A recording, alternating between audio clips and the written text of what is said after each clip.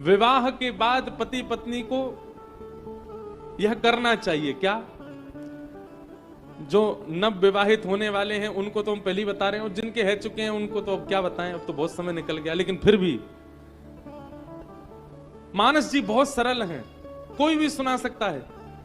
कम से कम इतना करे, पत्नी को सन्मुख आसन बैठा करके और संपूर्ण मानस जी की कथा पत्नी को श्रवण करावे, जैसे महादेव सुना रहे हैं श्री पार्वती जी को, और इतने ही उत्साह से सुना। यहां मैं चौपाइयां पढ़ रहा हूं और मुझे महादेव अत्यंत उत्साह में दिखाई दे रहे हैं, कितने आनंद में भर गए महादेव।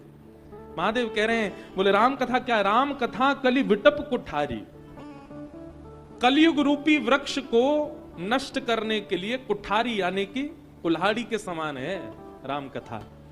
सादर सुनो गिरिराज कुमारी, हे गिरिराज कुमारी। अब देखो कितना सम्मान दे रहे हैं पार्वती जी को। जहां सती ने जब पहले इतना गलत किया तो वहां पर शब्द ही अलग थे, दक्ष कुमारी और आदि आदि सब भाव कह रहे थे, लेकिन अब भवानी भी कह रहे हैं, गिरिराज कुमारी भी कह रहे हैं, खूब सम्मान से पार्वती जी का नाम ले रहे हैं। क्यों? क्योंकि हरि कथा के प्रति जिज्ञासा प्रकट की है। सौभाग्यशाली हैं वो पतिदेव जिनकी पत्नी कहती हो कि कथा में लेके चलो, हमें कथा सुननी है। वो सौभाग्यशाली।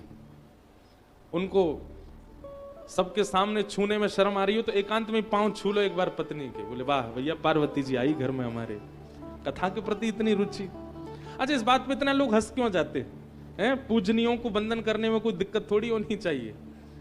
सत्संग के प्रति जो आपको अग्रसित करे वो गुरु से कम नहीं। और हम एक बहुत अच्छी युक्ति बता रहे हैं। आजकल विवाह टिक नहीं रहे लोगों के।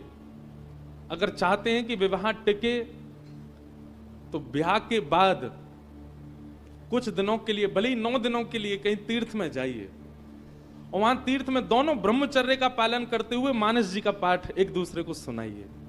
आपका विवाह टिक क्या, बिल्कुल बिल्कुल महाराज जैसे उमा पार्वती, ये दोनों, इन दोनों की आराधना भागवत में बताई गई है कि अगर किसी पति पत्नी के विवाद समाप्त ना होते हो तो वो उमा पार्वती के दोनों के युगल चरणारविंदों को प्रणाम करे। ये दोनों उसके युगल संबंध को दीर्घ काल तक बरकरार रखवाते हैं। उमा पार्वती, पार्वती जी और महादेव।